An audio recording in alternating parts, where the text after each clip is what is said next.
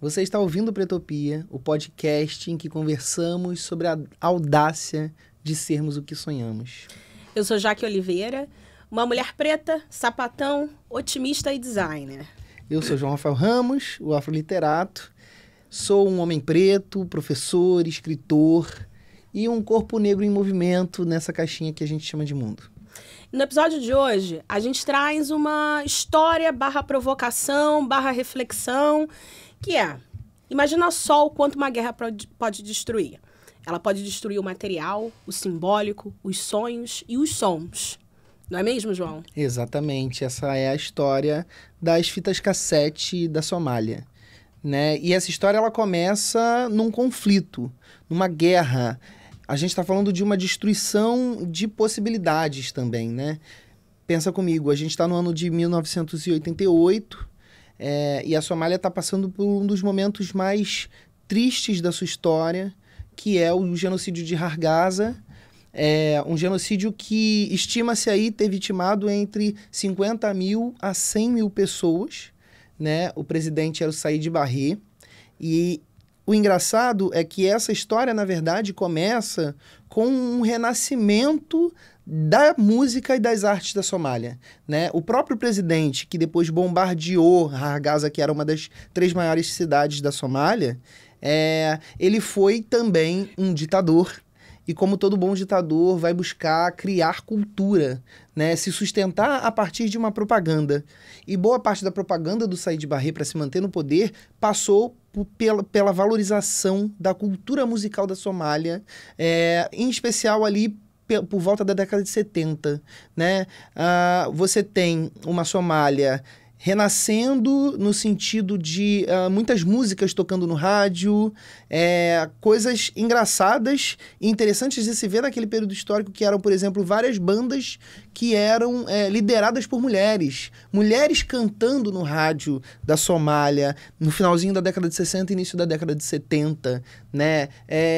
E eram músicas que tinham muita relação com a cultura local, né? Então a gente está falando de uma representação artística muito interessante, muito importante, porque, por exemplo, quando a gente fala sobre a preservação artística de um determinado país, a gente está acostumado a ouvir falar de cinema, né? A gente ouve falar de museu, a gente ouve falar de livros, né? Mas nesse período histórico, a Somália está passando por um renascimento que parte da música, né? Então, a gente está falando, é claro, de uma comunidade étnica africana, para a qual a oralidade tem uma centralidade muito importante.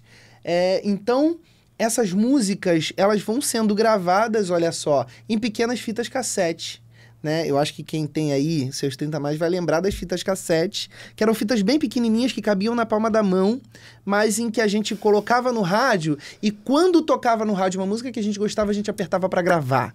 Era tipo o Spotify da década de 80. Era o protótipo do Spotify. Protótipo do Spotify. E o mais engraçado, inclusive, é que lá na Somália, nesse período, a gente está falando justamente de pessoas, de um mercado que passava por isso, pela criação de playlists específicas para as pessoas ligavam, né, para os estúdios e faziam a sua encomenda da playlist das músicas que elas queriam, né?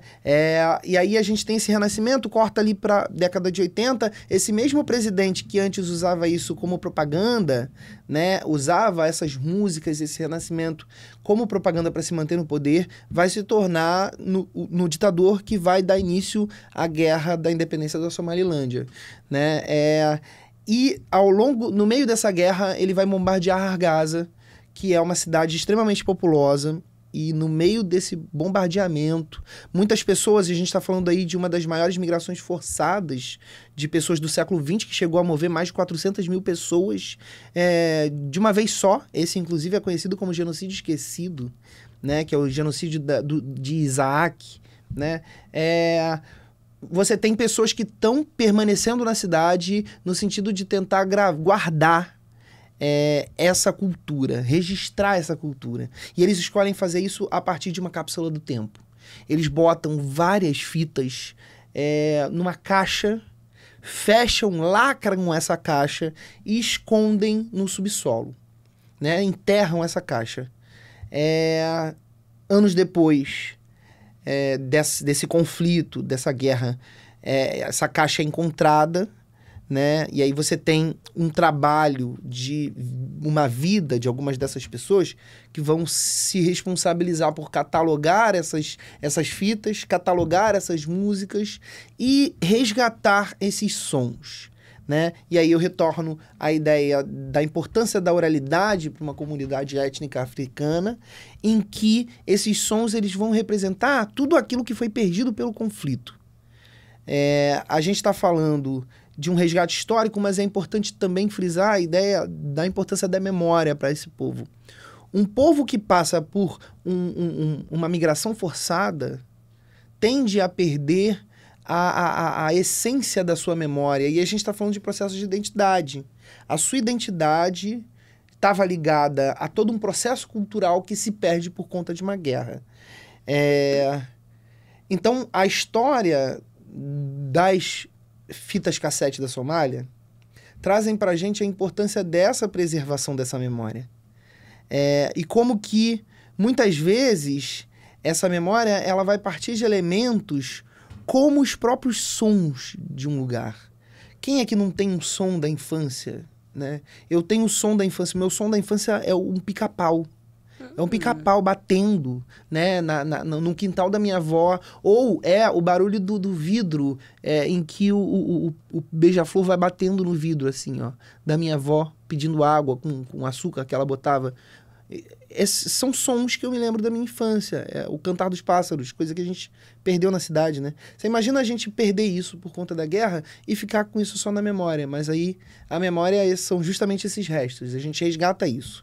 Essa história, ela promove um resgate identitário de um povo que se perdeu por conta de um conflito étnico, né? Então, essa história, né, foi ouvida e conhecida por nós, é uma indicação da própria Jaqueline, né? Que é um TED, né? Faz parte de um TED, de um podcast chamado Far-Flung, né? Que se propõe a trazer histórias de lugares distantes, mas que buscam um resgate, que são histórias fantásticas. Eu acho que a história das fitas cassete da Somália, elas são fantásticas, porque fazem com que a gente reflita bastante sobre isso, assim. Onde é que a gente... Qual é a nossa âncora da nossa memória, assim? Será que a gente vai perdendo isso ao longo do tempo? Ou será que existe um momento? Será que a gente consegue tempo nessa loucura do capitalismo de ter que trabalhar para sobreviver? Será que a gente tem tempo para buscar essas âncoras? Retomar essas memórias? Será que a gente é o que a gente ouve também? E aí fica aí o questionamento. Jaqueline, agora é com você. Eu acho que definitivamente a gente é o que ouve. A gente é o que escuta, o que fala, o que lê, né? E por isso a importância da memória. Eu vejo essa história, ela traz para mim várias questões, né? A primeira delas, o impacto de uma guerra. O que o deslocamento forçado faz com uma população. E quanto tempo leva para uma cultura se perder? A gente está falando que entre 1984... 1984, 1988... entre 1984 e 1988, essas fitas são enterradas. E somente em 2012, 13, alguma coisa assim, essas pessoas retornam à Somália para poder resgatar esse material. No processo de resgate, eles começam a refletir a importância que as fitas cassete tinham naquela cultura. Então, você estava falando sobre os sons da sua infância. Uma das coisas que a pessoa que criou esse projeto relata é que o pessoal na Somália, eles simplesmente no almoço de domingo iam lá e davam play e gravavam o que acontecia no almoço. Então, a relação do somali com a fita cassete, ela ia para além da expressão cultural. Ela era uma maneira de guardar um momento. Porque se você não tem uma câmera para guardar esse momento, para tirar uma foto, para filmar, a maneira deles de guardar o momento era através das fitas cassetes. Isso podia ser uma conversa boba, eles já estavam ali fazendo o protótipo do podcast. Poderia ser desde uma conversa... Verdade! Não é? Poderia ser uma conversa boba, enfim, uma interação simples, familiar, quanto poderia ser uma coisa séria, como uma reunião. Um poema. Uma dessas fitas traz um poema. Olha aí. E aí o poema, ele fala, se não me engano, sobre um homem que se apaixona por uma mulher e eles vão casar. Mas dentro dessa interação, tem toda uma cultura daquele momento, muito específico. Exatamente. Então, a gente vai além do som musicado, né? É o som falado, é o som, a poesia declamada, né? Então, a gente amplia um pouco essa noção. Gente, sempre tem alguma coisa que a gente ouve quando a gente é pequeno, né? Que pode ser o pequeno momento Homem-Aranha de cada um de nós, que o Homem-Aranha ouviu lá, né? Com grandes poderes vem grandes responsabilidades. É uma coisa que vai marcar você para toda a sua vida, né? Hoje a gente tem o celular. Hoje a gente tem a câmera, hoje a gente tem a rede social, né? Inclusive, eu acho que esse aspecto, né, humano, né, do registro é muito interessante.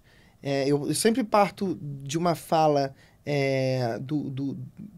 enfim, de um pensador sobre memória, em que eu tenho a ideia de que a memória é uma parte essencial da nossa constituição enquanto ser humano, na febre ou na angústia, né? É o Jacques Le Goff que diz isso, né? A memória é uma parte essencial do ser humano na febre ou na angústia.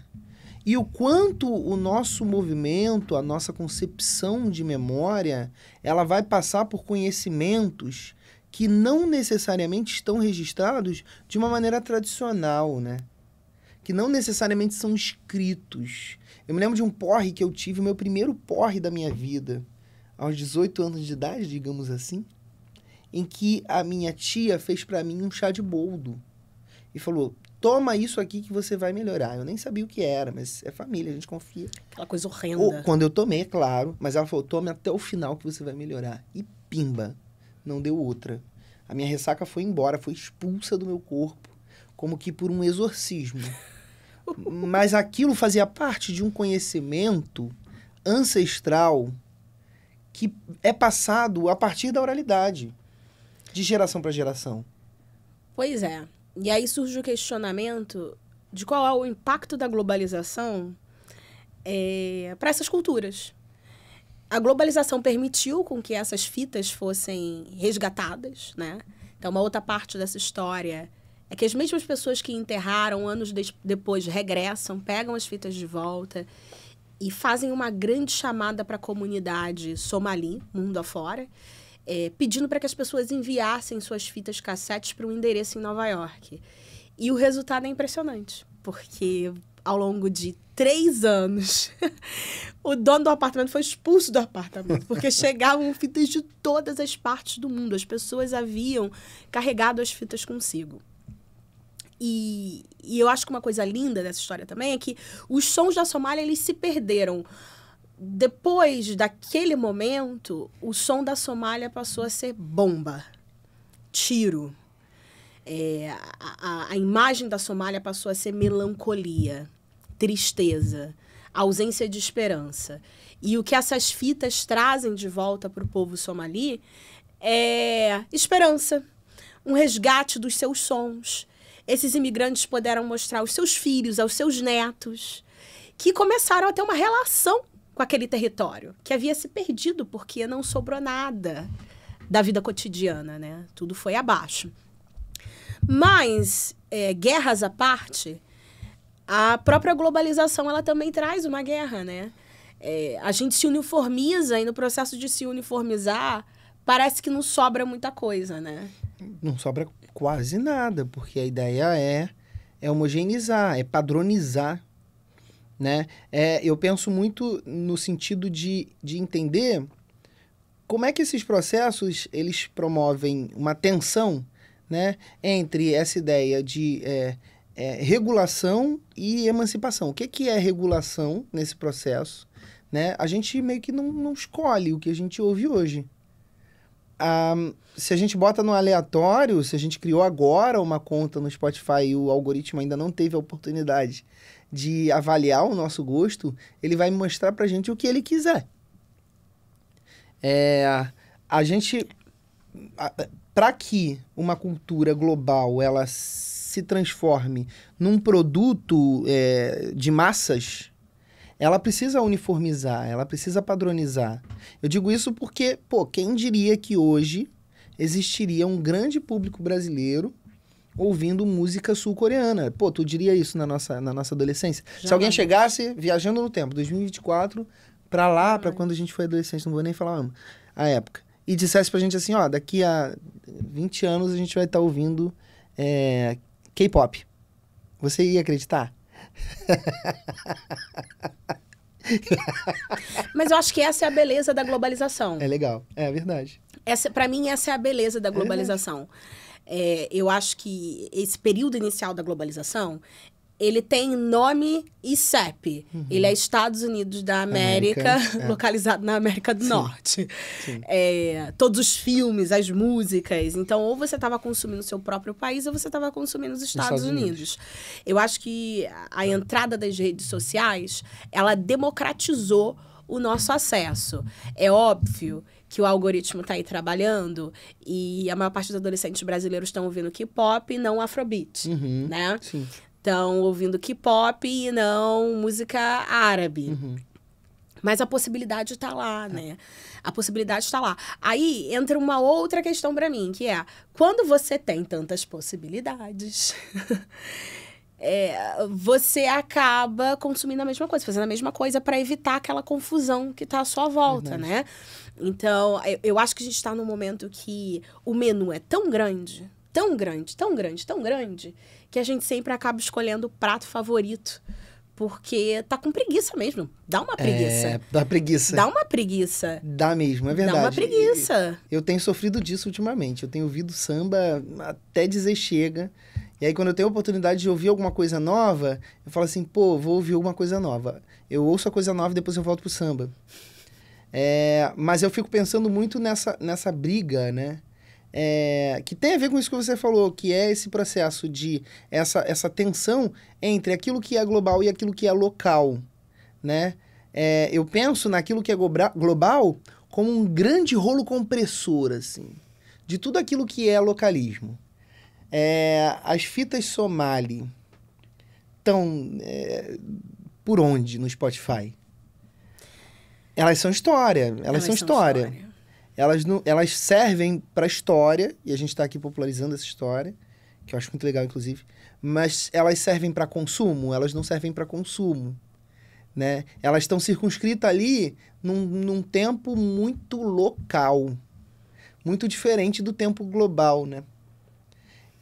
Então, a gente acaba sendo entregue a um tempo global em que, na verdade, boa parte daquilo que a gente consome acaba, de alguma maneira, servindo a essa ideologia do capital, sabe?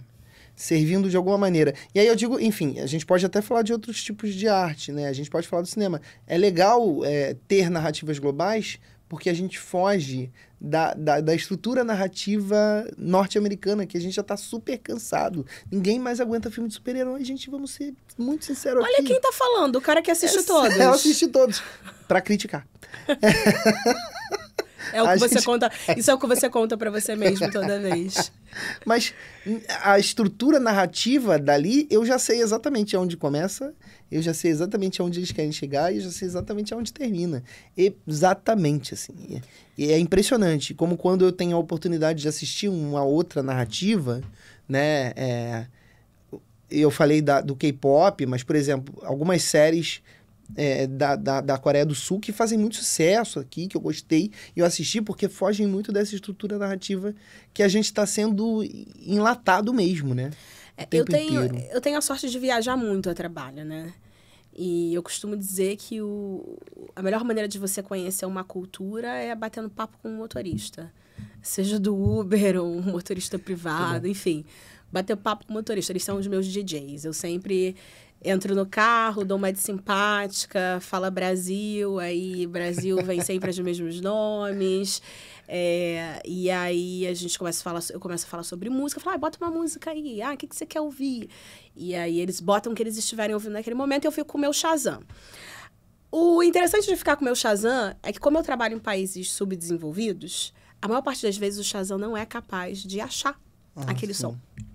Então, por exemplo, países como Libéria, Etiópia, Somália... Somália também estive lá, mas não foi o caso. Mas Malawi, Tanzânia, alguns artistas, eles simplesmente não conseguiam capturar. Guatemala, agora, recentemente, um país super inserido na globalização, né?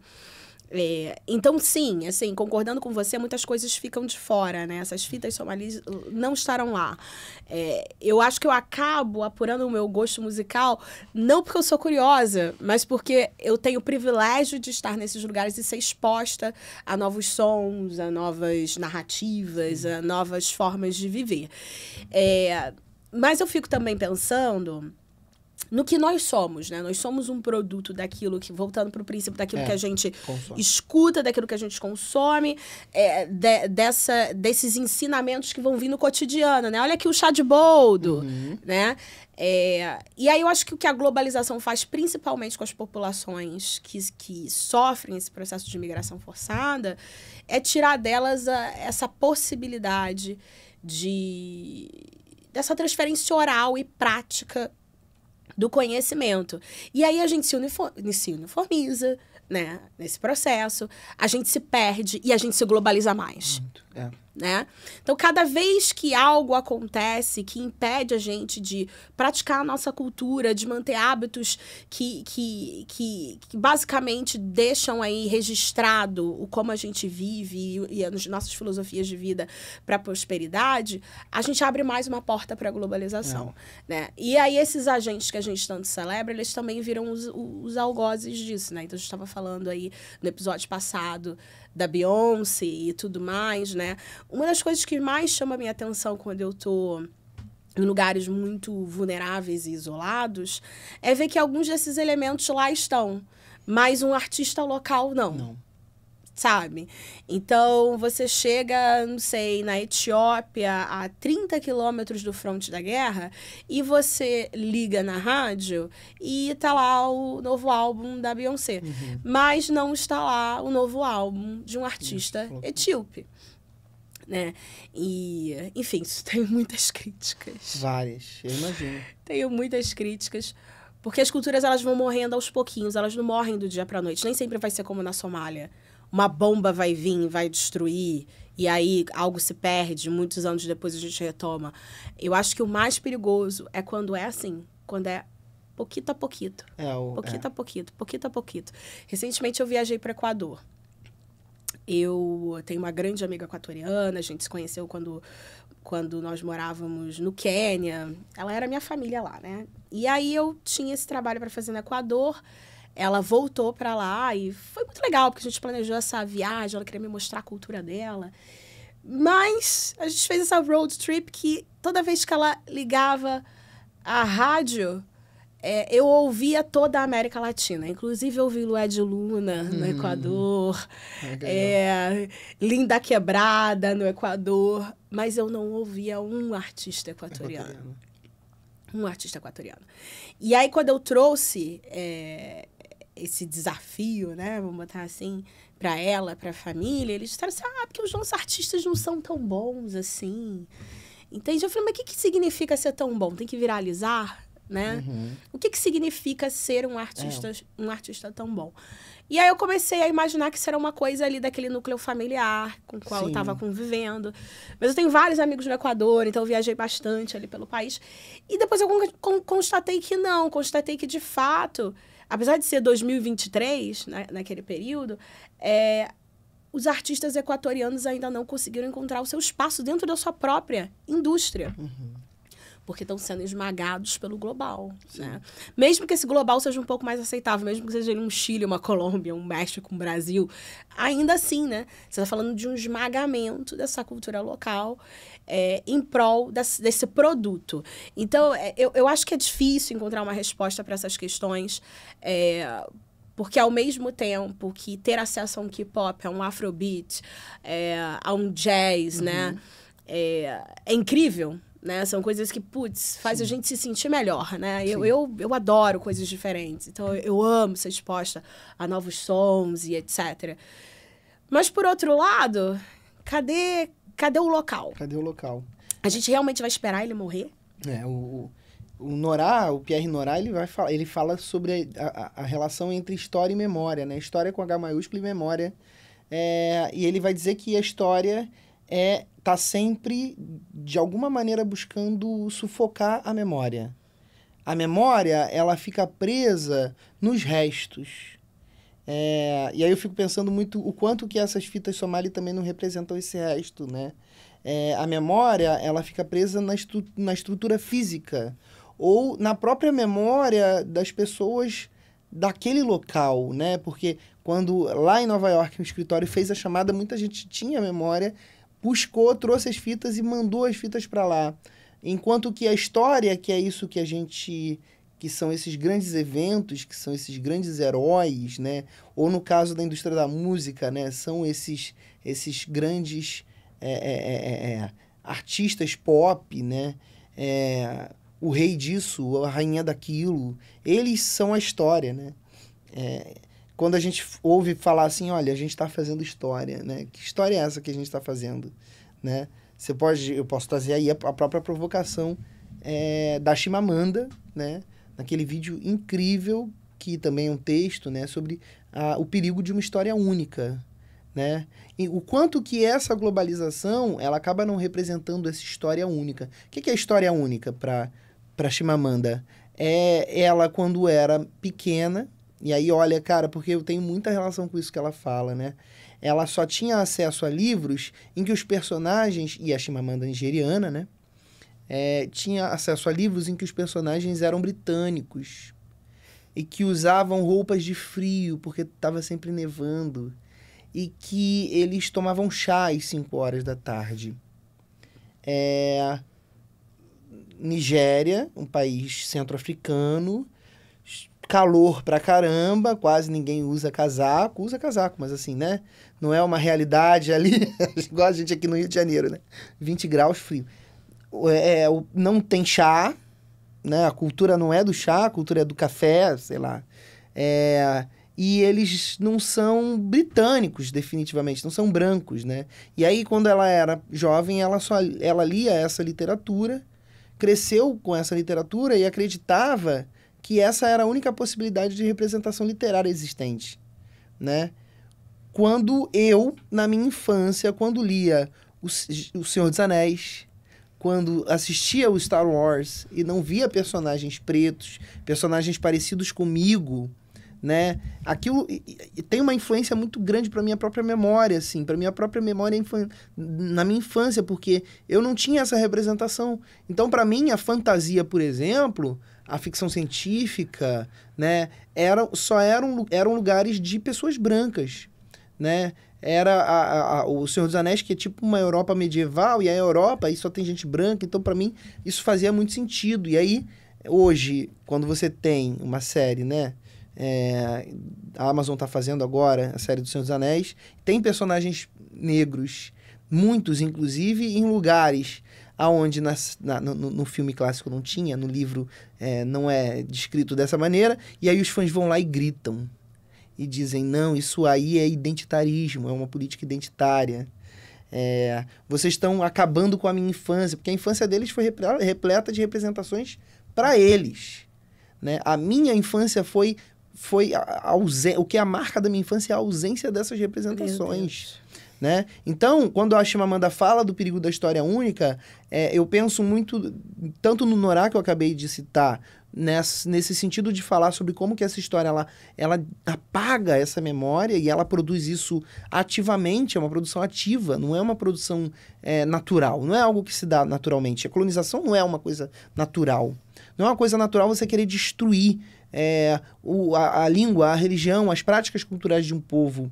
Você querer apagar um povo da história do planeta Terra. Isso não é natural. Nada disso é natural. Então, esses movimentos também não são naturais, são muito produzidos ativamente, né? Então, quando a Chimamanda fala desse perigo da história única, eu penso, cara, seria a história única não fossem achadas as fitas Somali, por exemplo, né? Seria a história única não fossem a importância de se pensar possibilidades a partir desses lugares, né?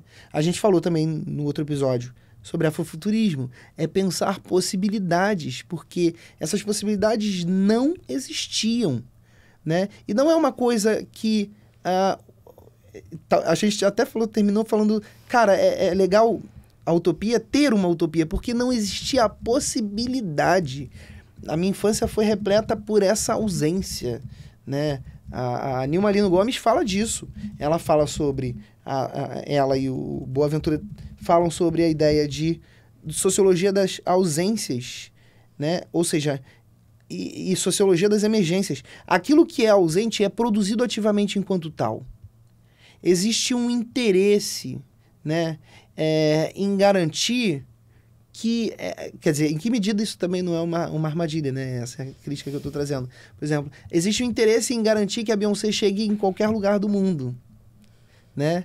E de garantir que talvez seja só esse mesmo lugar da possibilidade, né? O que também é limitante. O que não deixa de ser limitante. Dizer... E eu acho que talvez essa seja uma das maiores armadilhas do capitalismo. A possibilidade de pensar um espaço que regula as liberdades. Mas eu acho que o capitalismo é todo sobre isso. Né? Porque senão ele não prospera. Uhum. Ele precisa controlar, né? Ele opera, ele cria o ambiente controlável, né? O que é sucesso, até onde você pode chegar, por que 1 ou 2 irão chegar e não todo mundo. Então, o sonho, o que é o sonho? O sonho é chegar onde ela chegou, né? O sonho não é mais nada. O sucesso. Não, o sonho não é mais nada. O sonho fica ali, restrito, né? A gente volta para a pretopia, né? A gente constantemente poder se perguntar o que é essa pretopia. O que é isso, né? E qual é a importância dessa pretopia? Porque quando você falou, assim, da Nigéria, que é um país que eu já fui várias vezes, sou apaixonada pela Nigéria, é um lugar super complexo, né? Porque é difícil de trabalhar, mas ao mesmo tempo é uma cultura tão rica, tão vibrante, né? E se a gente compara com a história da Somália, a gente está falando de um país que perde tudo do dia para a noite, né? E agora está aí passando por um processo de resgate. E você trazendo a história da Chimamanda criança, com todas as referências europeias e estadunidenses, exatamente como a nossa. Talvez, acho que no caso dela, um pouco mais crítico, porque o Brasil já há muito tempo possui uma produção cultural forte, né? E a gente pôde gozar dela criança. Mas olha que a Nigéria se tornou, né? Uma potência literária, uma potência musical. O mundo consome a Nigéria avidamente. Avidamente. Olha a potência dos escritores nigerianos, dos escritores das escritoras nigerianas. E isso tudo amparado na base cultural, né? Por quê? Porque a potência africana é a oralidade. A habilidade de contar histórias é algo inegável naquele continente. Você passa 5 minutos ali e você entende que aquilo dali está no DNA. E eles pegaram o DNA da cultura deles, encontraram veículos que não foram criados por eles, mas nos quais eles pudessem prosperar. E aí isso me leva para um outro ponto da globalização, porque às vezes a gente fica tão uniformizado, né? Tão uniformizado que a gente não só perde os nossos sons porque bombas caíram ou porque pouquinho a pouquinho a coisa está se perdendo, Mas a gente se perde também na compreensão do que torna a gente especial, do que torna a gente forte, do que torna a nossa cultura potente, né? Então, para mim, os nigerianos sentarem e identificar, é isso daqui, olha. Isso daqui, é aqui que mora a nossa força. E fazer essa transformação no espaço de 25 anos. 25 anos é nada. É nada. É nada, 25 anos é nada. Olha quantos escritores premiados eles têm, né? Eu amo as músicas nigerianas. Eu me lembro de estar morando na França e estar andando pela rua e os adolescentes franceses branquinhos ouvindo Burna Boy, né? Eu morava nos Estados Unidos quando ele fez um show num estádio em Nova York. Ele foi o primeiro artista africano a lotar um estádio nos Estados Unidos. Poucos artistas lotam um estádio, gente. A gente tenta normalizar isso, mas olha a quantidade de artistas que existe versus a quantidade de artistas que lotam um estádio, né? E tudo isso a partir dessa transformação, né? Fela, começa ali com Fela, né? Um cara que também traz essa inteligência do... Eu não vou fazer jazz, eu vou fazer afrobeat. Eis aqui, ó, isso aqui é o que a gente faz, né? Ele vai lá e compreende que ele precisa criar uma marca para aquele som e aquilo se propaga. E olha o que é essa indústria hoje. Sim. E aí, mais uma vez, voltando para a pergunta inicial, eu acho sim que os sons importam. Eu acho sim que essa produção literária importa, porque dentro do mundo que a gente vive, essa é a tal da narrativa, né? Essa palavra vazia que todo mundo fica repetindo. Mas esse tomar o controle da sua história e da sua memória. Né? Fazendo aí essa separação aqui. Boa. É ter o controle sobre a sua memória e sobre a sua história, né? E eu fico me perguntando se o controle sobre a memória e sobre a história, se ele traz liberdade ou se ele também traz uma amarra. O que você acha? Porque eu olho para os Estados Unidos. Tem o controle da memória e da história. Aí, 2008 vem, os caras quebram. Aí, ao invés de contar histórias felizes, eles passam a contar a história da queda. Tudo bem, de novo, o controle da memória e da história. Mas, não sei, isso é liberdade? Isso ainda é liberdade de expressão? Eu acho que o processo ali, ele vai passar também por essa imposição, né? Por essa imposição imperialista mesmo, né? No sentido de não só tomar o controle da sua história e da memória, mas buscar criar história e memória para outros lugares, né? Do próprio mundo. O que torna essa experiência muito menos plural do que pode parecer, né? E aí eu volto para aquela coisa do que a gente está cansado dessas narrativas, né? Que são contadas pelos enlatados norte-americanos, porque, na verdade, o que talvez a gente esteja buscando agora, nesse momento, seja uma pluralidade de olhares, de visões, de perspectivas de mundo que é muito difícil de achar por aí, né? É muito difícil de achar por aí. Mas eu penso que essa potência, ela surge enquanto emergência mesmo, né? E talvez de reafirmar e de trazer elementos que sejam ancestrais, né? Para a linguagem moderna, para a linguagem da juventude, para a galera. Talvez o Burna Boy tenha sido uma experiência, um case de sucesso meio nesse sentido, porque você pega elementos que são... que representam uma cultura, uma ancestralidade e traz para uma linguagem que seja moderna, que faça sentido, né? É preciso que faça sentido. Você não acha que tá um esmagando o outro? É assim, eu fico olhando, os Estados Unidos esmagaram o resto do planeta por 50 e poucos anos. Aí agora a Coreia, vendo a Coreia, acorda e diz, agora quem esmaga sou eu, mas espera aí. Deixa eu me preparar para esmagar. E passa 20 anos se preparando para esmagar. E aí, K-pop é muito legal. Novelinhas. Eu não sou aquela pessoa viciada. Dorama, mas é dorama. bom. Doramas são ótimos. Vamos falar a verdade. É sensacional. Mas não tem muita... Para mim, saber que aquilo dali foi pensado pelo governo para ter esse efeito nas pessoas... Tira um pouquinho do tesão. Mas aí também não é diferente do que os estadunidenses fizeram, né? Então eu não critico. Aí quando eu olho a produção artística nigeriana, ela ela opera dessa mesma forma para com os demais no continente africano. Vem esmagando. E aí o Brasil, com os palopes, faz a mesma coisa. A gente esmaga, né? Eu morei em Moçambique um tempo. Eles adoram novela. Eles adoram tudo sobre o Brasil. Eu me lembro que às vezes eu viajava, quando eu voltava, que eu não tinha vindo para o Brasil visitar minha família, eles começavam a me contar tudo o que aconteceu no Brasil. Enchente, tiroteio, tudo. Porque o Brasil bombardeia eles, até com o nosso noticiário. Nossa, que doideira. Então, ao invés da gente simplesmente ter o controle sobre a nossa memória e a nossa história, a gente produtifica a nossa memória e a nossa história e a gente esmaga. E aí, não sei, esse negócio tá ficando assim, um war, né? Sabe aquele game, aquele jogo de tabuleiro? Passei a minha infância inteira jogando aquilo. Parece aquilo, sabe? Ou parece um episódio aí de uma dessas fantasias aí, não sei, Senhor dos Anéis ou dos Dragões. Game of Thrones, agora Game of Thrones. Games of Thrones, sabe? Quem vai dominar esse negócio aqui? Aí você não acha que isso deixa as coisas chatas? Deixa até chata a conversa se a globalização, se não é. Parece que a gente joga, a gente não sabe mais só nos expressar culturalmente. A gente só sabe produtificar para esmagar. Produtificar para esmagar. Produtificar para esmagar. A gente confunde, na verdade.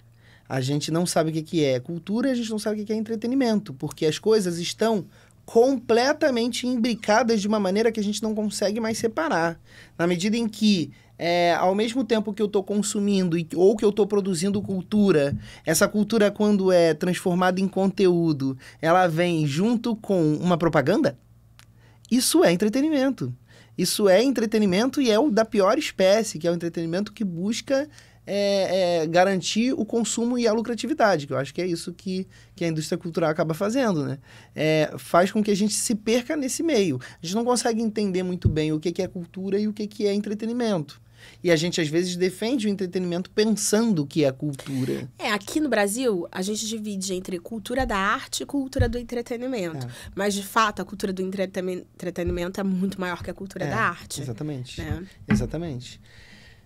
Bom, acho que talvez a gente nem tenha respondido, acho que talvez essa nem seja a pretensão aqui, a pretopia. A gente vai pensar naquilo que a gente sonha. Talvez o meu questionamento seja, será que a gente está tomando controle da nossa própria narrativa? Mas qual é a sua pretopia de memória e de história? A minha pretopia de memória talvez seja uma memória viva, sabe? Uma memória viva. Eu acho que é a memória do momento vivido, mas ancorado naquilo que talvez eu tenha perdido por conta do entretenimento, sabe? Ancorado no sentido de resgatar. Cara, eu acho que cada um de nós tem só as fitas cassete da Somália enterradas em algum lugar.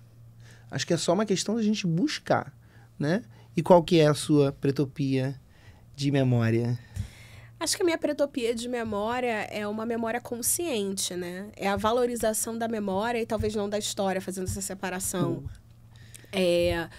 E aí, eu não sou contra os canais existentes. Para mim, ele pode estar acontecendo no Thread, no Instagram, ou onde quer que seja. Desde que aconteça, desde que a gente se dê esse presente de entender que são as pequenas ações e as pequenas coisas que constroem uma cultura. Exatamente. Né? E também de parar de imaginar que as coisas precisam ser grandes, né? Olha para a Somália. 4 caras fugindo de uma rádio. Opa! Vamos lá enterrar aquilo tudo? Porque esse negócio aqui é importante, esse negócio aqui é a nossa memória. A gente não pode perder. Ninguém ficou rico depois disso, ninguém foi parar na capa da Times, apesar de merecer. Ninguém virou um livro, foi um indivíduo, uma pequena ação e a valorização da memória que levaram ao resgate de uma cultura inteira. Fica a dica aí, então. Você falou que não importa onde esteja, nós estamos, né? Nós somos o podcast Pretopia, ou Pretopia_pod nas redes sociais, no Instagram, no Threads agora. Eu sou o João Rafael, o Afroliterato, @Afroliterato, me segue lá. Eu sou a Jaque Oliveira, @Jaque A. Oliveira. E não deixe de ser audaciosa, não deixe de encontrar gente nova, não deixe de fazer nada. E aí, quem sabe, o mundo nos torna um lugar melhor.